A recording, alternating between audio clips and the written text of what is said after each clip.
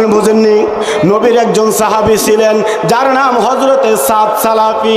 এই সাদ সালাফি অনেক বেটো সাহাবী ছিলেন, কিন্তু দেখতে বড় কালো ছিলেন, দেখতে কালো। এবার আপনারা বলেন, সমাজের মধ্যে যদি খাট্টা মানুষ থাকে, বেটে মানুষ, আমরা হাসি কি হাসি না? কথা বলেন, টিটকারি করি কি করি না? যদি কালো মানুষ দেখে টিটকারি করি কি করি না? বলেন তো, এই বেটো মানুষ, লম্বা মানুষ, ছোট মানুষ, মোটা মানুষ, চিকুন মানুষ, সৃষ্টিকর্তা কয়জন? কথা বলেন, কয়জন? একজন। তার মানে আল্লাহর সৃষ্টি নিয়ে আপনি বেটো মানুষকে নিয়ে হাসেন নাই, স্বয়ং আপনি আল্লাহর সৃষ্টি নিয়ে হেসেছেন। কথা বলেন ঠিক কি না? কারণ কালা দলা খাট্টা লম্বা সৃষ্টি করছে কে? আল্লাহর সৃষ্টি কখনো অসুন্দর হতে পারে? হযরতে সাদ গভীর মনোযোগান্তরে কানটা লাগান, ও আমার শিগিরে চলে ভাই বাবাজিরা। হযরতে সাদ সালাফি নবীর সাহাবী, ছোট্ট বেটে সাহাবী, প্রত্যেক দিন নবীর সাথে চলে, নবীর সাথে চলে। একদিন নবী রাহমাতুল লিল আলামিন ডাক দিয়ে কয়, সাদ, একটা কথা জানার বড় ইচ্ছা। সাদ সালাফি ডাক দিয়ে বলে, ইয়া রাসূলুল্লাহ, ইয়া হাবিবাল্লাহ, নবী গো, কি জানতে চান? আমার জীবন আপনার কদমে আমি কোরবান করে দেব, আপনি কি জানতে চান? আমার নবী ডাক দেখো, সাদরে, তুমি আমার সাথে কত বছর ধরে চলো, কিন্তু তুমি কি বিবাহ করছো নি? সুবহানাল্লাহ কোন? নবী হইয়া সাহাবীকে জিজ্ঞাসা করতেছে, বিয়ে করছো? সাদ মুস্কি হাসি দেয়, মুস্কি একটা হাসি দিয়ে বলে, ইয়া রাসূলুল্লাহ, ইয়া হাবিবাল্লাহ, নবী গো, আমি হইলাম সাহাবীদের মধ্যে সবচাইতে কালো সাহাবী, দেখতে কালো, দেখতে বেটো, আমার সাথে কার মেয়ে বিবাহ দিবে? আমি বিবাহ করি নাই। এইবার আমার নবী ডাক দিয়া কয়, এ সাদ, তুমি এখন যাইবা, ওই যে মদিনার কাছে পাহাড়ের চূড়ায় আমার একজন সাহাবী আছে, আনসার সাহাবী, তার একটা মেয়ে আছে, তুমি যাইবা, যায় বলবা রাহমাতুল লিল আলামিন বিবাহের পয়গাম পাঠাইছে। হযরতে সাদ সালাফি চলে গেলেন ওই সাহাবীর বাড়িতে, আনসার সাহাবীর বাসায়। আনসার সাহাবীর বাড়িতে যায় টোকা দেয়, দরজাটা খুলে দিলেন। এবার আনসার সাহাবী ডাক দিয়ে কয়, আপনি কি নবীর সাহাবী? বলে হ্যাঁ। বলে আপনার নাম কি? বলে সাদ সালাফি। হযরতে আনসার সাহাবী বলে, আপনাকে আহলান সাহলান, আপনি আমার ঘরে তাশরীফ আনেন। রাহমাতুল লিল আলামিন সাহাবী বলে কথা। এইবার ঘরে যখন প্রবেশ করলেন, করার পর হাসি খুশি কথা বলতেছে। এবার আনসার সাহাবী জানতে চায়, ওগো আল্লাহর নবীর সাহাবী সাদ সালাফি, আমার ঘরে কেন এসেছো? কে বা তোমাকে পাঠাইলেন? কি পয়গাম নিয়ে পাঠাইলেন? হযরতে সাদ সালাফি ডাক দিয়ে বলে, ওগো সাহাবী, আমাকে রাহমাতুল লিল আলামিন পাঠাইছে বিবাহের পয়গাম নিয়া। আনসার সাহাবী বলে, বিবাহের পয়গাম? কার বিবাহ? বলে আপনার নাকি একটা মেয়ে আছে। বলে হ্যাঁ আছে। বলে আপনার মেয়ের বিবাহের পয়গাম? বলে পাত্রকে? বলে আমি। একটু খেয়াল, বলে পাত্রকে? বলে পাত্র আমি। এবার আপনারা বলেন, যদি আপনার মেয়ে থাকে, আপনার মেয়ের বিবাহের পয়গাম যদি কেউ আসে, পাত্র যদি কালা হয়, খাট্ট হয়, বিয়া ধরবেন? কথা কনাকা ধরবেন? ধরতেন না। যত সাধু দেখেন ধরতেন না। চিন্তা করবেন বিদেশি নি, বা চিন্তা করবেন বাস ভালো ভালো টিয়া কামাইতে পারিনি, সরকারি চাকরিজীবী নি, কিন্তু চিন্তা করতেন না আলেম নি। বলেন ওই হুজুর মানুষ কয়টা বেতন পায়? আঙ্গ মসজিদে একজন আছে, কয়টা বা বেতন পায় বা কয়টা বা দিমু? কথা বলে ঠিক কিনা? আমাদের খাসাসিয়ত এমন থাকে, কিন্তু না। আনসার সাহাবী বলে, তোমার সাথে যদি আমার মেয়ের বিবাহের কথা যদি হয়ে থাকে, আমার মেয়ে, আমার বিবি আছে, আমার বিবির সাথে আমি একটু আলাপ আলোচনা করে নেই। নারে তাকবীর, নারে তাকবীর, নারে রিসালাত। প্রধান আকর্ষণে আগমন। আল্লাহ পাক কবুল করে পড়ি আমিন। গভীর খেয়াল, গভীর মনোযোগান্তরে কানটা লাগান। কষ্ট হয়, সমস্যা হয়। আনসার সাহাবী বলে, আমি আমার বিবির সাথে আলাপ করে নেই, কারণ ঘরে যদি মেয়ে থাকে, বিবাহের কথা যদি আসে গো, তাহলে যদি বাবার কাছে পয়গাম আসে, বাবাই বলবে তার মার সাথে আলাপ করে নেই, মার কাছে পয়গাম আসলে বলবে বাবার সাথে আলাপ করে নেই। কথা বলেন ঠিক কিনা? কিন্তু আনসার সাহাবী যখন বিবির কাছে বললেন, বিবি এটা না করে দিলেন, বলে ছেলে দেখতে বাটো কিন্তু ছেলে কালো, ছেলের সাথে বিবাহ দিব না। এই দিক দিয়া ওই সাদ সালাফি যখন হযরতে সাদ সালাফিকে কথাটা শুনাইলেন, সাদ সালাফির চেহারাটা মনিল হয়ে গেলেন, ঘর থেকে বাহির হয়ে গেলেন।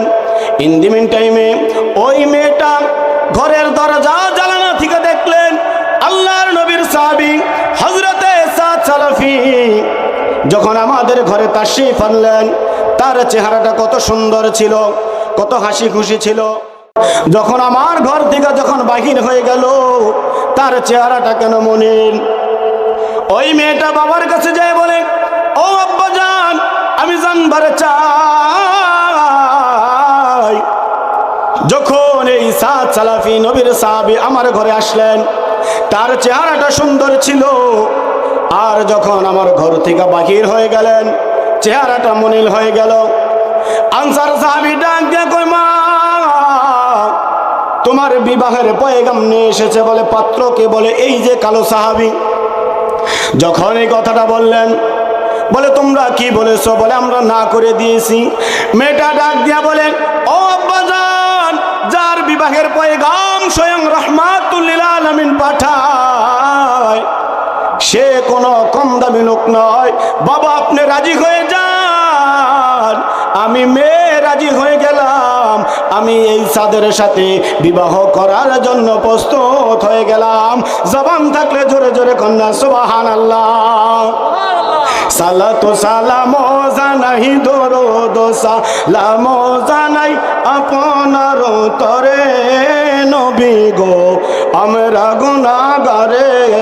সালাতু সালাম জানাই, দরুদ সালাম জানাই আপনার পরে নবী গো, আমরা গুনাহ। ও নবী কোরআন শুই নাসিয়া, আরে গুনাহগারের বন্ধু তুমি গো, ওরে ফিলায় কাউসারের পানি ময়দান হাশরে নবী গো, আমরা গুনাহগারে। সালাতু সালাম জানাই, দরুদ সালাম জানাই আপনার পরে নবী গো, আমরা গুনাহ। জোরে জোরে পড়ে মারহাবা। এইবার সাদ সালাফি নবীর কাছে যখন পয়গাম দিবে, আমার সময় সংকীর্ণ। নবী করিম সাল্লাল্লাহু আলাইহি ওয়াসাল্লামের দরবারে আনসার সাহাবী এসে বলে, ইয়া রাসূলুল্লাহ, ইয়া হাবিবাল্লাহ, নবী গো, ওগো মায়ার নবী রাহমাতুল লিল আলামিন, এই সাদ সালাফি বিবাহের পয়গাম নিয়ে গিয়েছে, আমি প্রথমে না করে দিয়েছি, কিন্তু ইয়া রাসূলুল্লাহ, ইয়া হাবিবাল্লাহ, আমার ভুল হয়েছে, আমাকে মাফ করবেন। আমি সাদের সাথে আমার মেয়ের বিবাহ দেওয়ার জন্য আমি রাজি আছি। সুবহানাল্লাহ। এইবার হযরতে সাদ সালাফিকে আমার নবী বলে, সাদরে বিবাহ যে করবা, দেন মোহর আসেনি, বউকে যে মোহর দিবা আসেনি। সাদ কই, ইয়া রাসূলুল্লাহ, ইয়া হাবিবাল্লাহ, নবীজি, আমি এতই অসহায়, আমার কাছে কানা করি নাই। আমার নবী বলে, দেন মোহর তো দেওয়া লাগবে, কারণ দেন মোহরটা হলো মা বোনদের প্রাপ্য। কথা বলেন ঠিক কিনা? আজকে বিবাহ হয়, কয় নেতারা কয় কাবিন কর, কয় কত, কয় 10 লাখ, কয় ওইতো না, কয় কত, কয় 20 লাখ, কয় দেওয়ান লাগতো না। কারে লেখা থাক, দিলে দিবি, না দিলে নেই। আছে না নাই? না না না, এটা জায়েজ হবে না, আপনার বিয়া সম্পূর্ণ হবে না। মোহর এটা স্ত্রীর হক, স্ত্রীকে দিতেই হবে। এবার নবী বলে, তাহলে তুমি চলে যাও হযরতে ওসমান জিন্নুরাইনের কাছে। হযরতে সাদ সালাফি হযরতে ওসমান জিন্নুরাইনের কাছে যায় বলে, ও আল্লাহর নবীর সাহাবী, রহমাতুল লিল আলামিন পাঠাইছে 200 দিনার দেওয়ার জন্য। হযরত ওসমান জিন্নুরাইন 200 দিনারে দিয়া আবারও কিছু বকশিশ দিয়া দিলেন। সুবহানাল্লাহ কোন। এইবার 200 দিনার আনার পর আমার নবী বলে, ও সাদ, 200 দিনার দিয়া বিবাহ সম্পূর্ণ হবে না, আরো 200 দিনার লাগবে। কার কাছে যাইবা? তুমি যাইবা শেরে খুদা, যিনি পাক পাঞ্জাতনের সদস্য, যিনি হলো মাওলা আলী, হযরতে আলীর কাছে চলে যাও। সুবহানাল্লাহ। হযরতে আলী রাদিয়াল্লাহু তাআলা আনহুর কাছে গেলেন। হযরতে আলী রাদিয়াল্লাহু তাআলা নিজে 200 দিনারে দিয়া দিলেন। এবার মোট হয়েছে কয়শো? 400 দিনার দিয়া আমার নবী বলে, সাদ যাও বিবাহের সদাই করো, বিবাহের বাজার করো। সাদ সালাফি বিবাহের বাজার করতে গেলেন। বাজার করার পূর্বেই হঠাৎ করে একজন যুদ্ধের ঘোষক যুদ্ধের ঘোষণা দিতেছে। কে আছো? নবীর সাহাবী। কাফেররা নবীর সাথে যুদ্ধ করতেছে। কেউ কি আছো ইসলামের পক্ষে, নবীর পক্ষ হয়ে যুদ্ধ করবা? হযরতে সাদ সালাফি 400 দিনার দিয়া বিবাহের বাজার না করিয়া যুদ্ধের পোশাক কিনেছে। সুবহানাল্লাহ কোন। যুদ্ধের পোশাক কেনার পর হযরতে সাদ মুখটা ঢেকে যুদ্ধের ময়দানে চলে গেলেন। যুদ্ধ করতেছে যুদ্ধ করতে করতে করতে করতে এক পর্যায়ে হযরতে সাদ সালাফি দুনিয়া থেকে চলে গেলেন, শহীদ হয়ে গেলেন। কিন্তু যুদ্ধের ময়দানে একটা রাওয়াত আছে, যারা শহীদ হবে আমার নবী যায়া তাদের চেহারা দেখতেন এবং ওই কাপড়েই তাকে মাটি দিতেন। আমার নবীজি যারা শহীদ হয়েছেন শহীদের লাশগুলো আমার নবী দেখতেছে। দেখতে দেখতে দেখতে দেখতে হঠাৎ করে আমার নবী বলে, কে গো এই সাহাবী? দেখতে অনেক ছোট কিন্তু মুখে কাপড় বাঁধা। আমার নবী অন্যান্য সাহাবীদেরকে বলে, ও সাহাবীর দল, আমি একটু দেখবারে চাই, এই সাহাবীর চেহারাটা একটু খোলো। খুলতে দেরি আমার নবীজির পবিত্র চক্ষু মুবারক দ্বারা গড়গড় করে পানি পড়তে দেরি হয় নাই।